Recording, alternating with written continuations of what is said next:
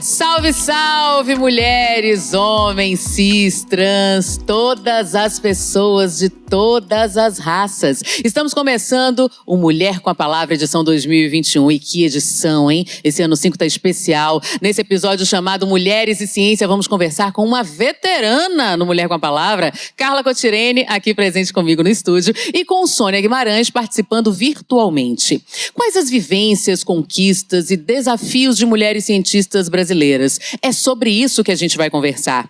Ela é especialista em física moderna, fez mestrado no Brasil e doutorado na Inglaterra, professora do Instituto Tecnológico de Aeronáutica, ITA, mulher preta e que quer a sua história não seja mais uma exceção. Eu tô falando de Sônia Guimarães. Saudações, Sônia, seja bem-vinda!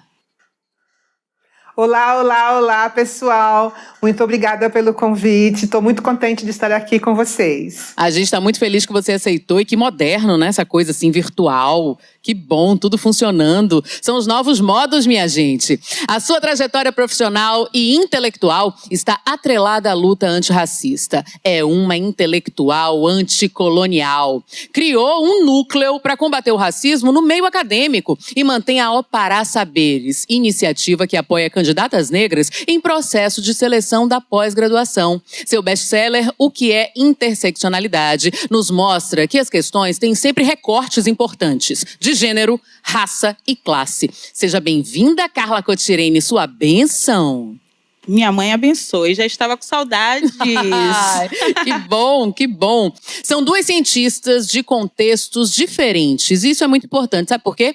Quer entender a amplitude do conhecimento. E aí eu vou começar com a professora doutora Sônia, ela que é professora do ITA, como eu disse, e física, né, gente? Física não é um negócio muito fácil. Ela foi a primeira mulher negra doutora em física no Brasil. Isso é importantíssimo. Mas em 2021, o campo deveria ter mais diversidade, não é, Sônia? O que você acha disso? Por favor, eu peço mais diversidade. Dou palestras, lives pelo Brasil todo. Meninas, venham para a física. Ela é linda, ela explica todos os fenômenos. Venham, venham. Mas o que acontece? Quando a menina quer ir para as exatas, física ou química ou alguma dessas áreas, o papai e a mamãe dizem, não, nem pensar, você tem que fazer medicina, você tem que fazer advocacia, porque aparentemente as ciências não dão dinheiro, né? A coisa é, você vai fazer física e vai dar aula para o nível médio e ganhar uma miséria? Você tem que fazer medicina, advogado para ficar rico. E isso vai afastando as meninas, né? Não existe o incentivo na casa. As que conseguem entrar na física, chega lá e encontra professor racista, professor machista, professor que não aceita meninas na física. Isso atrapalha muito. Muitas desistem na graduação. Os incentivos são tão poucos, as meninas vão desistindo aos pouquinhos, aos pouquinhos. Mas a minha máxima é, meninas, não desistam. Dias melhores virão, não desistam. Exatamente isso, sempre, né? Não desista, é quase um mantra. Agora, Sônia, aproveitando isso que você falou, o que é que você observa hoje na universidade? Mudou um bocadinho, porque na sua época, eu tenho informação que foram 5 na sua turma, só 5 mulheres de uma turma de 50 pessoas. Todas se formaram? No período regulamentar, 4 anos, só eu e mais uma. Olha Mas só. Também de meninos, só 6. Quer dizer, de 50, só 8 se formaram no período dos 4 anos regulamentares. Depois, sim, foram se formando mais, mas entrou mais. E eu me formei na Federal de São Carlos. Eu estive lá em 2017 e as meninas ainda não eram maioria, mas tinha muita menina, inclusive na engenharia física, que agora o chique é engenharia física, né? Tá. Tinha muita menina e mais do que meninas negras. Que ótimo. Cujos pais também eram engenheiros, quer dizer, Uma delas, a mãe tinha feito doutorado, negra, e tinha feito... Então, sim, as coisas estão mudando, graças a Deus. Ainda bem, né? Como diria o Chico, apesar de você, amanhã há de ser outro dia. Sempre. Então, vai dar tudo certo. Olha, eu que não tinha muita intimidade, e isso na escola, viu? Não desisti de física, porque eu me dava bem, a Cotirene, em física. Claro que não se compara a graduação nem pós-graduação, mas por causa da interpretação. Física tem muito disso, né? É uma exata, mas tem muito de interpretação. Então eu conseguia ali. Então se você já chegou, já atravessou os muros da universidade, permaneça. Resistência é importante. E essa daqui é a rainha da resistência. Primeiro eu queria quebrar, né? Falar um pouquinho sobre isso, porque às vezes pode causar um possível estranhamento. Quem conhece, muita gente conhece a Cotirene como autora, mestre, doutoranda em estudos interdisciplinares sobre gênero, mulheres, feminismo, para uma conversa sobre ciência, né? Humanidades é uma ciência, minha gente. E é por isso que ela está aqui e existe para falar sobre essa questão. A Cotirene ainda tem isso das pessoas dizerem assim, não, mas você é de humanas, você não é cientista, não. Perfeito. Eu agradeço por você fazer essa observação acerca do estranhamento. Primeiro, porque só é possível esse encontro, mulheres e ciências, graças a uma crítica feminista à ciência, né? Eu, enquanto pensadora anticolonial, tenho como principal atributo exatamente reconhecer que o conhecimento produzido na academia, consolidado socialmente, né, que serve de instrumento do racismo, instrumento do sexismo e de um conjunto de vulnerabilidades, né, para a população que vive a pandemia, sobretudo, só é em virtude do conhecimento que é produzido. Então, as metodologias, as epistemologias, as teorias que nós nos filiamos vão dizer muito de como a sociedade vai sobreviver. Tudo isso tem a ver com ciência, porque ciência é poder, e poder que regula as relações sociais.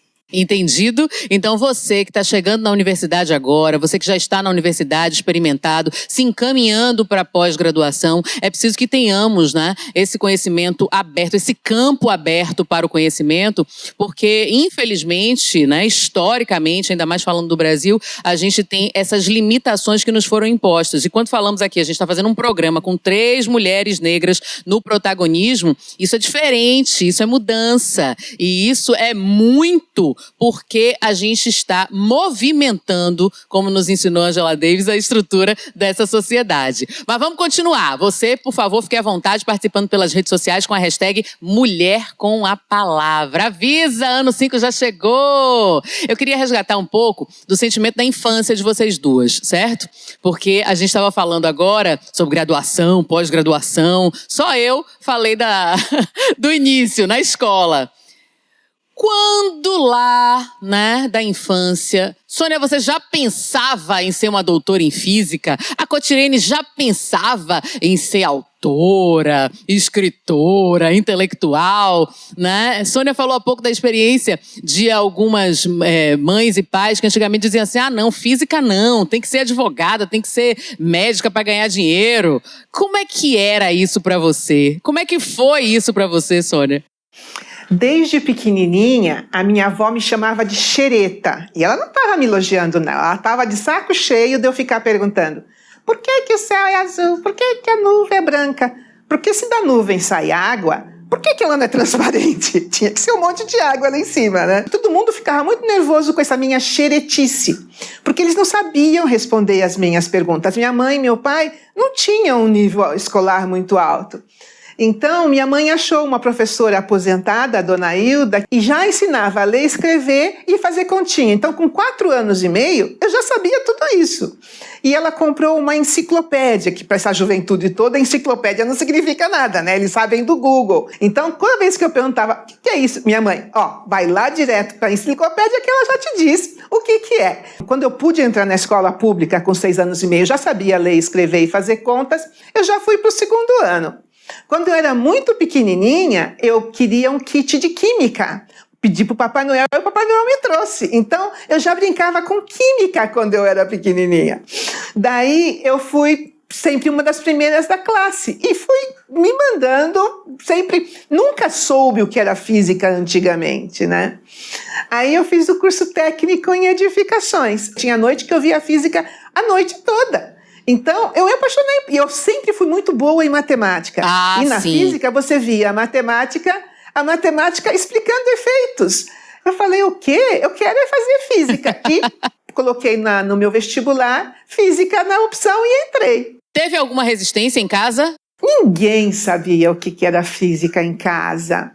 Quando eu entrei na Federal de São Carlos, que fica a mais de 200 quilômetros, quase 300 quilômetros de São Paulo, meu pai disse, menina minha, não vai estudar, não vai morar sozinha, nem vai estudar longe daqui. Ela quer engenharia, continua fazendo vestibular. Minha mãe, ela vai amanhã cedo, porque no meu tempo você não fazia inscrição pela internet, tinha que ir pessoalmente na universidade. Ela vai amanhã cedo. E eu fui me inscrever. No meu segundo ano de física, eu comecei a fazer física moderna, onde operadores matemáticos explicam a luz. Você trabalha com tais e tais operadores e você vê a luz se formar. Era a coisa mais linda do mundo. E comecei a fazer física do estado sólido com o Isviega, que era uma sumidade em semicondutores, que é um material que pode conduzir ou não conforme você o fabrica. Hoje eu sou doutora em semicondutores, quer dizer, no meu segundo ano de física, eu definitivamente, é isso que eu quero fazer pro resto da minha vida. E que é isso bom. que eu estou fazendo até hoje. Ai, que bom que você escolheu. A gente está vendo aqui um exemplo de a pessoa para o que nasce, né? Porque ainda deu uma aulinha pra gente aí de semicondutores. Vai dizer que você sabia. Eu não sabia. Olha só, Carla Cotirene, a gente sabe, né, desse Ori privilegiado, dessa cabeça pensante, dessa agitadora intelectual. Mas na infância, né, como é que era? Como é que foi? Você já tinha um norte para isso? Era esse o caminho mesmo? Ai, Rita, você com as suas perguntas desafiadoras, né?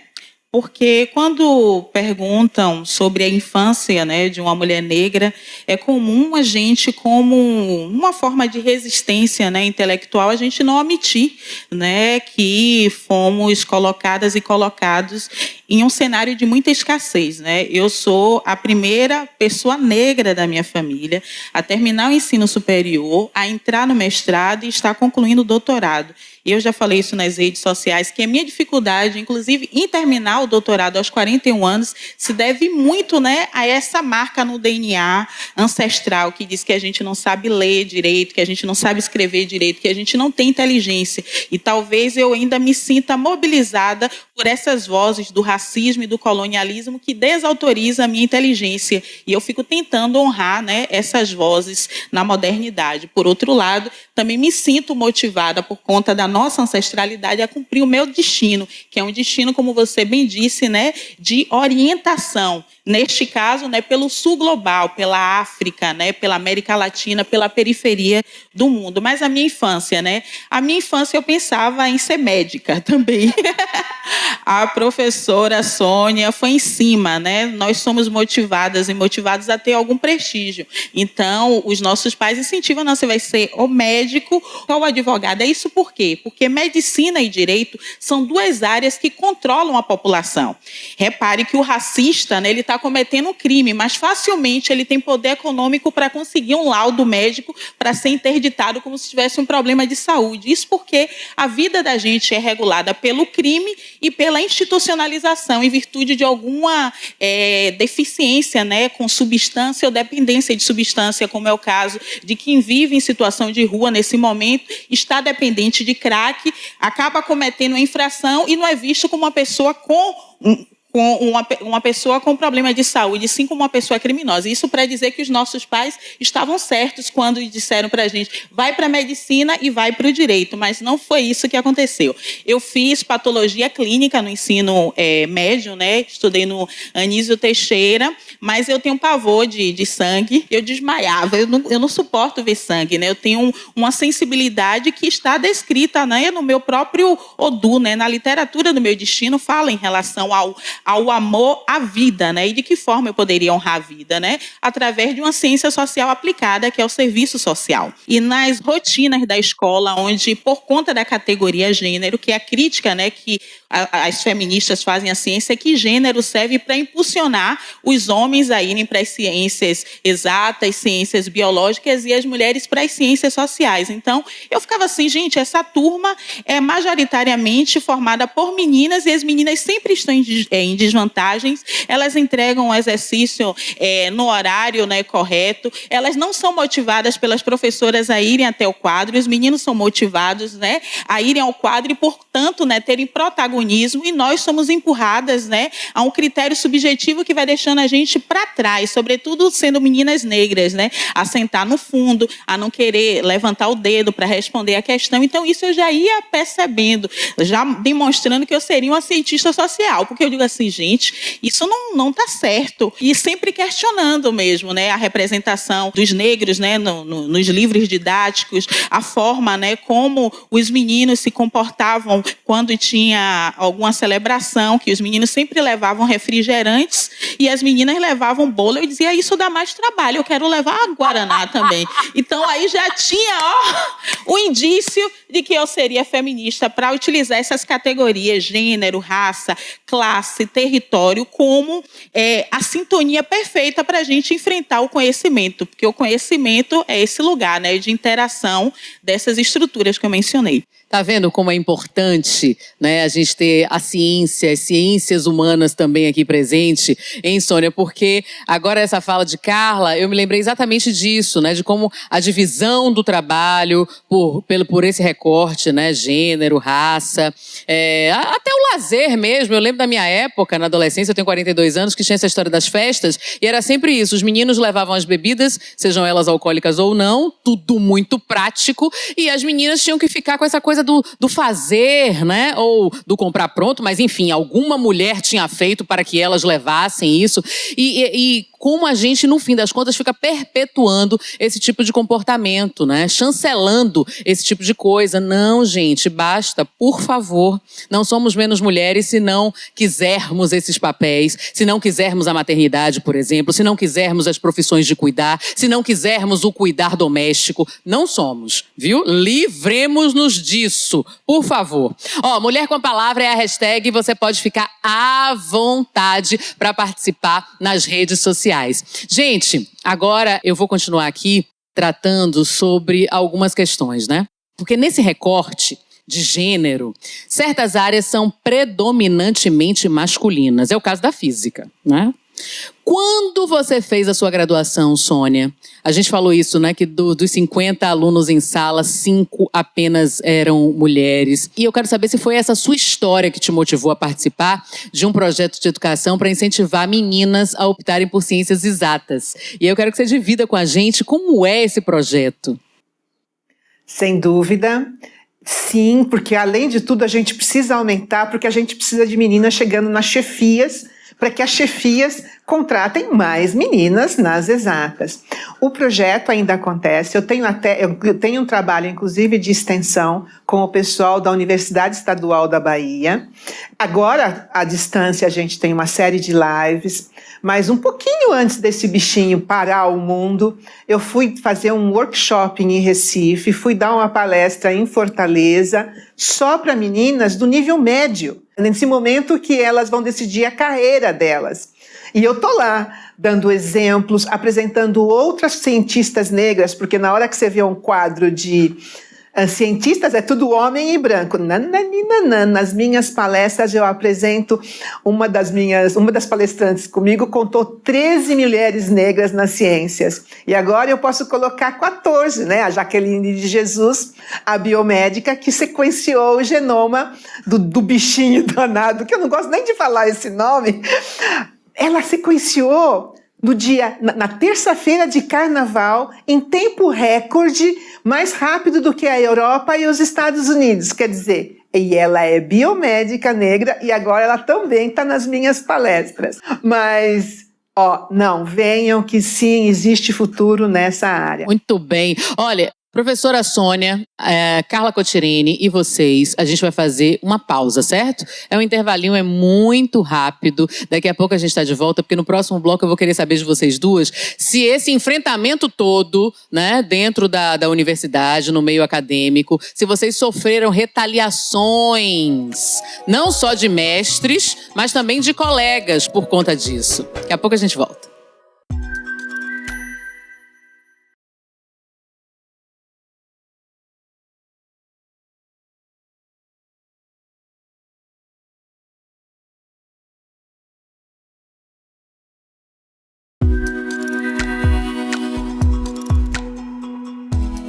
Estamos de volta com o nosso Mulher com a Palavra, ano 5, edição 2021, completamente virtual. Estamos aqui respeitando todos os protocolos, Carla Cottirini com todas as distâncias, toda a nossa equipe testada e a professora Sônia, professora doutora, virtualmente, direto de São Paulo, para falarmos sobre mulheres e ciência. E eu deixei uma pergunta no bloco anterior, diante de todo o enfrentamento destas duas, que é um exemplo para nós, um farol. Vocês já sofreram retaliações no meio acadêmico por colegas e mestres? Quem começa? Professora Sônia, por favor. Posso começar. No meu 3º ano de ITA, entra na minha sala um colega de trabalho com 12 avaliações. Eu dava aula para 120 alunos. Ele apareceu com uma avaliação de 12 alunos, nas quais estava escrito que a professora Sônia não sabia física. Eu estava dando aula para o 1º ano do ITA, 2º semestre. O 1º ano do ITA já sabia que eu não sabia física, que eu era a pior professora do ITA e que a minha roupa chamava atenção para o meu corpo. Em outras palavras, eu tinha que deixar a minha bunda em casa para ir dar aula, porque estava atrapalhando a minha bunda nas aulas. Eu era a única professora mulher na física. Por causa dessas avaliações, eu fui expulsa do ITA. Professora com doutorado na Inglaterra, mestrado, publicações nacionais e internacionais. Expulsa? Concursada, aprovada, 12 alunos definiram que eu tinha que ser expulsa do ITA. Tentei falar com o meu chefe, estava viajando, o vice-chefe disse: você está sendo perseguida, você tem que ir embora mesmo. O representante dos professores disse: você está sendo perseguida, vá embora. O reitor do ITA não me recebeu. O vice-reitor disse: você está sendo perseguida. Quando essa pessoa tiver, que essa pessoa que está te perseguindo se aposentar, você pode voltar. Eu fui expulsa para o Instituto Aeronáutica e Espaço para divisões de materiais. E lá eu desenvolvi um sensor de radiação infravermelha. Agora vocês já sabem, né, o que é radiação infravermelha. Radiação infravermelha é emissão de calor. E por causa disso, eu tenho até um pedido de patente. Então, aquela lá que nem sabia ser física, é quase inventora. Meu pedido de patente ainda não saiu, mas além de cientista, eu sou quase inventora. Mas eu fui expulsa. A pessoa que não me queria mais se aposentou, eu voltei para o ITA, mas continua tudo igual. Eles não me deixam entrar em nenhum grupo. Quando eu tenho trabalho aceito em congresso, não existe recurso para eu ir ao congresso. E se você não vai ao congresso, teu trabalho não é publicado. E se teu trabalho não é publicado, você não tem direito a promoção profissional. Quer dizer, está tudo certinho. Não é para eu subir de promoção profissional, não me permitam, não tem recurso para eu ir para congressos. No entanto, recurso para ir buscar professor visitante no aeroporto de Congonhas, tudo bem. Mas para eu participar de congresso, não, ela não faz parte da pós-graduação. Eu só posso fazer parte da pós-graduação se eu publicar. Se eu não for ao congresso, eu não posso. Quer dizer, tá tudo certinho para eu não sair daquela posição de idiota que eles me colocaram. Enfim, mas é só no ITA, viu, pessoal? Porque o resto do... Olha, vou falar país, porque é real. Com essa história de a distância das minhas lives serem aqui da minha sala, um dia desses eu saí de Canoa Quebrada, em Fortaleza. Só de mudar o link, eu fui parar no campus de Uruguaiana, no Rio Grande do Sul. Só mudando o link. Eu saí de 40 graus para 20 graus ou menos. Nessa história de dar lives daqui de casa, tem mês que eu dou a live toda noite. E eu estou aqui com a minha orientada de iniciação científica de Volta Redonda. Ela vai apresentar o trabalho dela de iniciação científica no Simpósio Nacional de Ensino de Física da Sociedade Brasileira de Física. Ai. Ok? Para quem diz que eu não sei física... Pois é, a minha orientada teve o trabalho aceito e está lá na casa dela agora, tadinha, tentando gravar o vídeo para apresentar o trabalho e quase morrendo louca porque nada está dando certo. Exatamente. A gente fala isso rindo, porque a professora Sônia também é muito leve em contar esse absurdo, né? Mas, gente, é inacreditável que numa instituição de ensino superior, né, com essa monta, eu me lembro da época do meu vestibular, as pessoas que queriam, as colegas que queriam fazer ITA, era uma super preparação, né, para entrar no ITA. E dentro da estrutura, acontecer isso que a professora Sônia acaba de nos relatar. Quando a professora citou, eu contei seis profissionais, né, hierarquicamente superiores, que estavam ali nas posições de representação dentro do instituto, que diziam, você está sendo perseguida, vá embora. Na primeira resposta, eu pensei, não, você está sendo perseguida, venha cá, vamos lhe acolher, vamos saber o que está acontecendo. A Cotirene me salve. Eu estava passando mal enquanto escutava, né? É por isso que eu agradeço imensamente, professora, pela sua resistência, né, intelectual, pela sua resistência política, a sua, a de doutora Jaqueline, Bárbara Carini, Catemari Rosa, um conjunto de mulheres negras, né, que estão na academia fazendo essa disputa, né, de espaço e disputa de conhecimento. Esse conhecimento é que vai servir para a nossa libertação. Toda forma, né, de excluir racialmente, excluir gênero, excluir classe trabalhadora tem a ver com o conhecimento que é produzido e consolidado. Nesse sentido, eu preciso dizer que, universalmente, as mulheres negras elas não são autorizadas à intelectualidade, né? É a crítica feminista negra feita por Angela Davis, Djamila Ribeiro, Bell Hooks, né? Todo o nosso trabalho intelectual é imerso a som alto, a tiro na comunidade. Não temos as condições, né, propícias que mulheres brancas e homens, ainda que sejam de classe trabalhadora, né, têm para produzir conhecimento e permanecer na universidade. E ainda assim a gente faz, né, o nosso ingresso e faz todas as rupturas, né, epistêmicas que são necessárias. Então, assim, o que é que eu posso dizer? Eu já tentei ser professora efetiva da Universidade Federal da Bahia, por exemplo, e experimentei exatamente essa exclusão. Eu lembro que eu participei de uma banca e aí eu fui com uma roupa branca, que era um dia de Santa Bárbara, e fui com a conta de Oiá. Aí a banca olhou para mim e falou assim, onde é que vai ser o caruru de Santa Bárbara? E eu não consegui me controlar. Depois a professora, ela me chamou na casa dela e falou assim, Carla, qual é o seu problema? Você tem a língua grande, você tem que melhorar. Primeiro você ingressa no espaço e depois você vai fazendo, né, as costuras até para que outras negras, outras mulheres ingressem. Só que você quer bater de frente sem nem ter entrado ainda. Então, assim, ela falou da sua roupa, falou da sua conta, você... Oxum serve para isso, mas você quer ir para a guerra, cadê, Bia? Não se levanta a espada assim toda hora, você quer levantar a espada, mas você precisa ser até como Lélia Gonzalez, né? Se o lixo quer falar, primeiro você se infiltra como água e depois você vai minando as estruturas. Eu não tenho essa sabedoria ainda, eu preciso treinar, eu sou meio bocão, tanto que quando se faz crítica às branquitudes, eu nomeio as correntes que para mim a população negra acadêmica está aprisionada. Então, eu acabo comprando briga, porque eu não consigo ser cínica ou ser frouxa em relação ao enfrentamento. Eu preciso dar nomes às correntes, preciso dar nome aos autores, né? Porque esse é o meu lugar, eu me sinto confortável, né, nesse lugar. Então, eu fiz a seleção, e aí eu fui muito bem, passei na parte teórica, e quando chegou nessa entrevista oral, aí, por que você só escolheu autores negros? A resposta que eu dei, porque eu tenho autonomia para escolher os autores negros. Aí, pronto.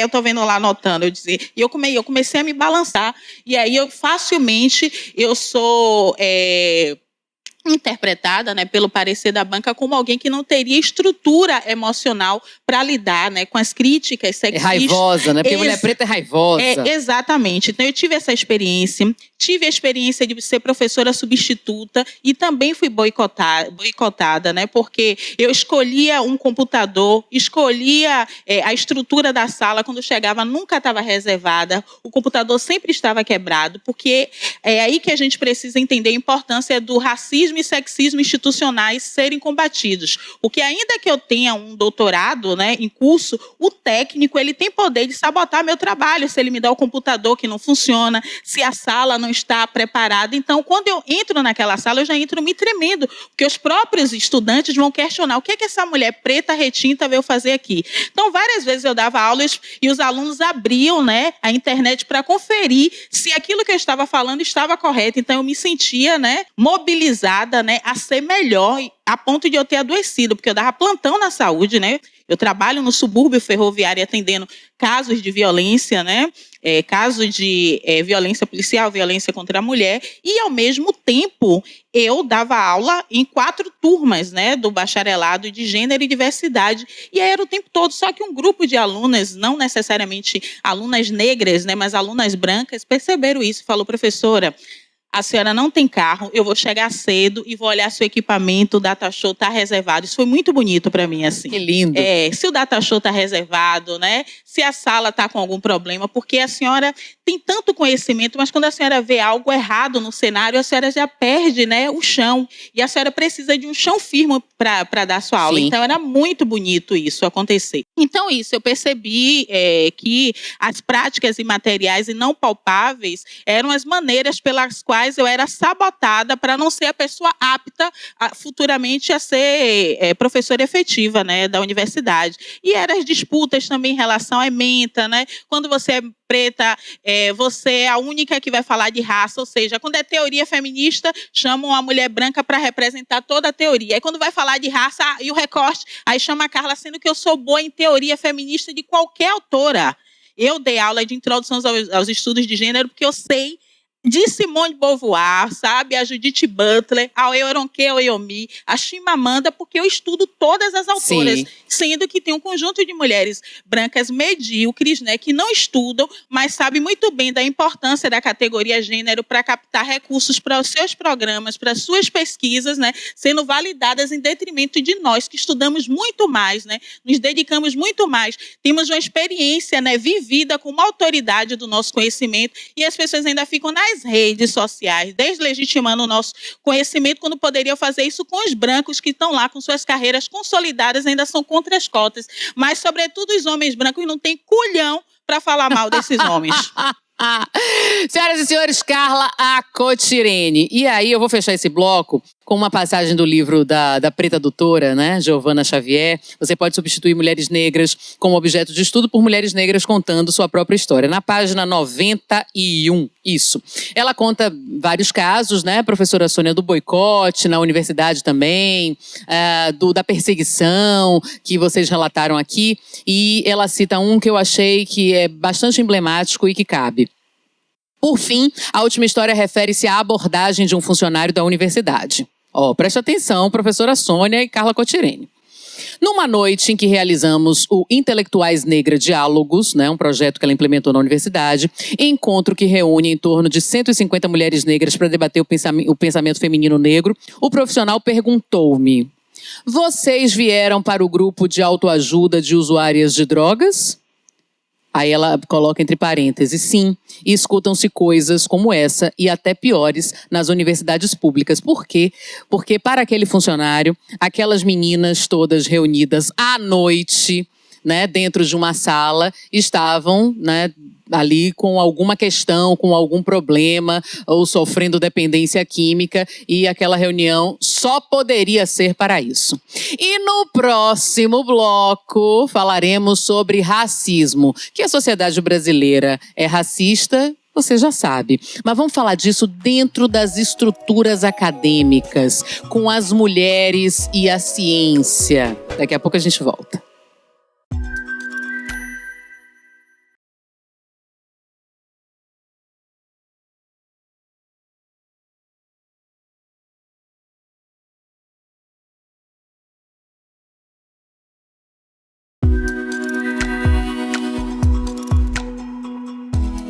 De volta com o nosso Mulher com a Palavra, ano 2021, que é o nosso ano 5. Dessa maneira virtual, presencialmente com Carla Cotirene, professora doutora Sônia Guimarães em São Paulo. No outro bloco, eu terminei falando sobre racismo. A sociedade brasileira é uma sociedade racista. A gente vem enfrentando isso, lutando contra isso desde sempre. Mas é importante que saibamos que, por conta disso, como o professor doutor Silvio Almeida já nos ensinou pela série Feminismos Plurais, o racismo é estrutural e está entranhado em todos os locais, em todas as estruturas.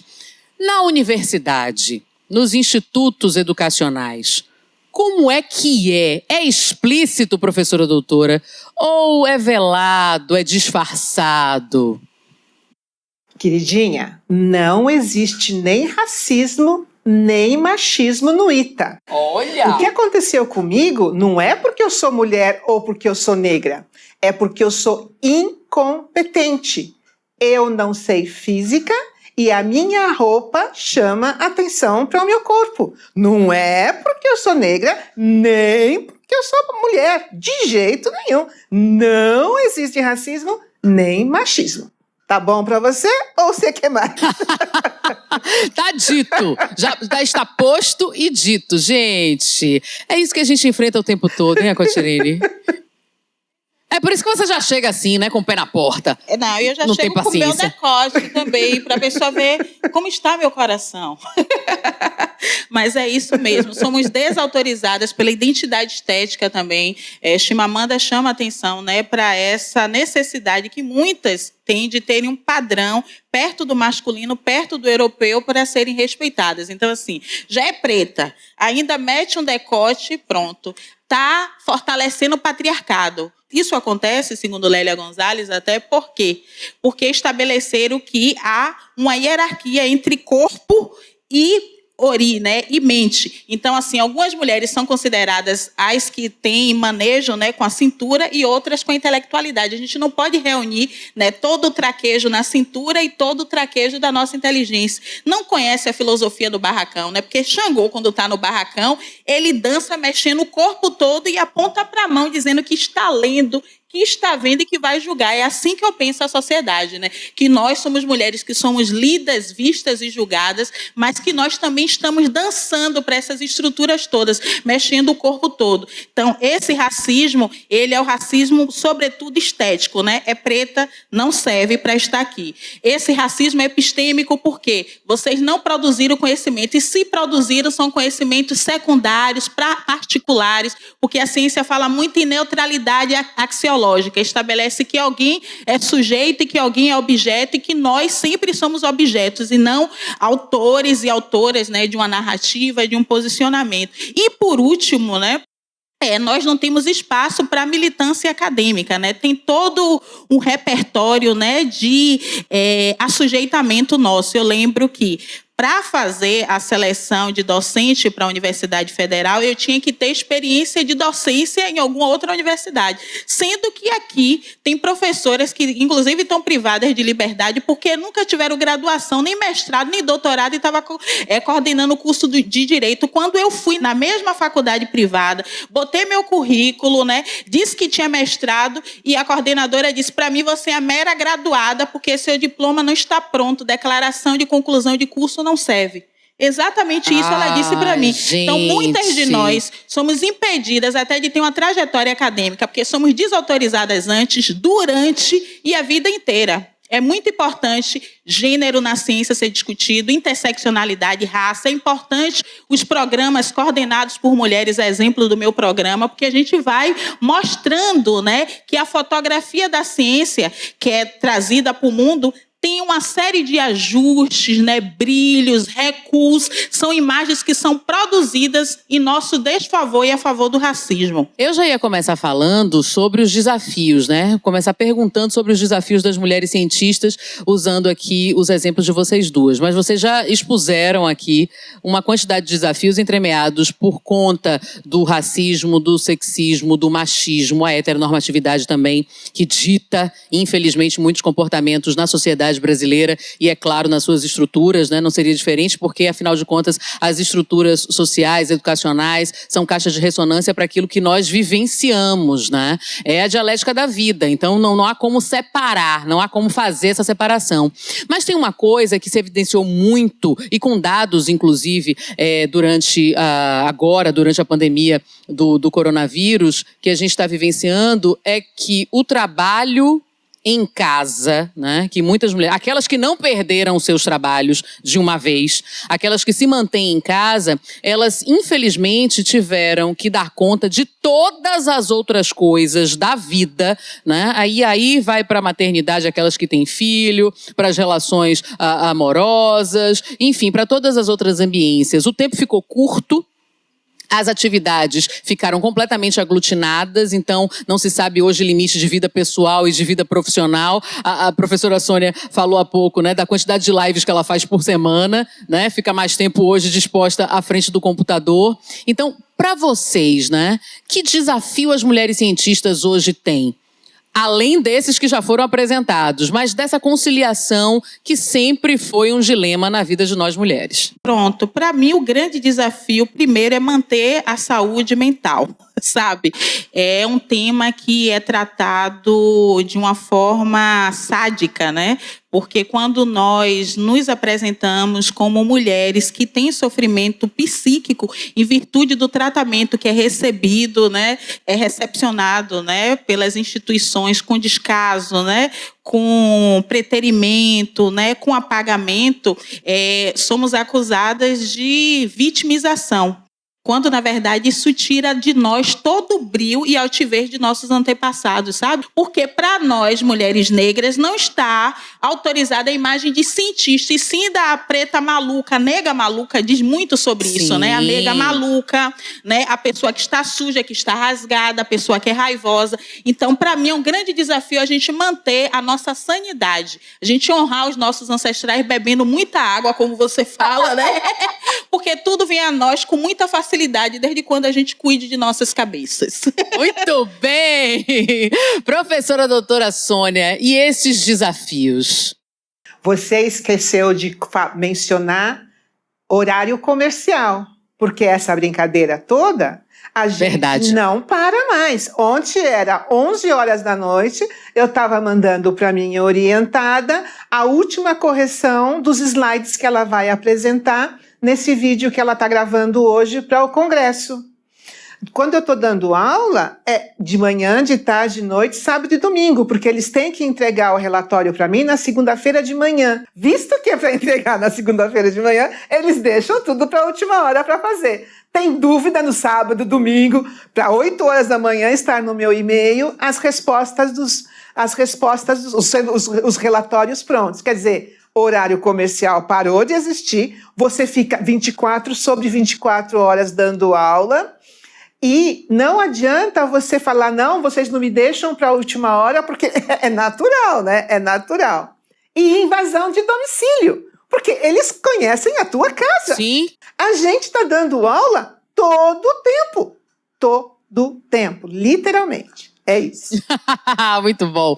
Gente, olha, infelizmente nosso tempo está terminando, né? O nosso programa está chegando ao final, mas é um papo super interessante e que acho que é necessário, né? Eu espero que a gente tenha plantado essa sementinha, né, no coração e nas mentes daqueles e daquelas que querem seguir na produção científica. Mas antes de terminar, eu tenho que fazer essa última pergunta para vocês duas, já fazendo um exercício do mundo ideal, do exercício de que a gente vai chegar lá. Mas se fosse hoje, né, agora, no tempo de agora, o que é importante, necessário, imprescindível para que a gente tenha na ciência, principalmente nesse recorte que a gente está fazendo aqui de gênero, mulheres cientistas, um terreno profícuo? Professora Sônia. Recurso, dinheiro. E tem que vir sempre, porque graças a Deus, do jeito que o pessoal burocrata pensa, eles até mandam um dinheirico, e caso você não tenha sucesso, eles simplesmente interrompem a continuidade do recurso. Não é assim. Ciência não dá certo na primeira, às vezes não dá na segunda, tem vezes que não dá nem na terceira.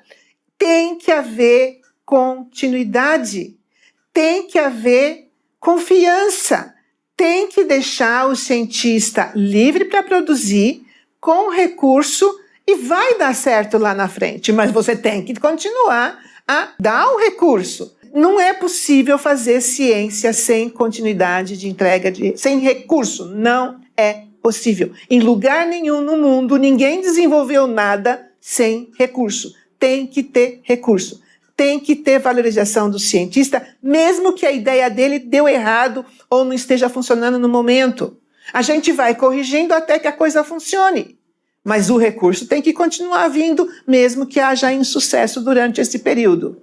Recurso. Eu concordo com a professora Sônia. A gente precisa de recurso para publicação, para a difusão e para a política de citação de nossos nomes. Porque como é que a gente vai descolonizar se sequer somos vistas, traduzidas e circuladas no mundo? Então, a gente percebe que a ciência recebe muito mais, né, os nomes, né, vindo de Estados Unidos e Europa, quando deixa de valorizar a nossa produção daqui, a produção das universidades públicas, independentemente das estruturas que estejam em vigor.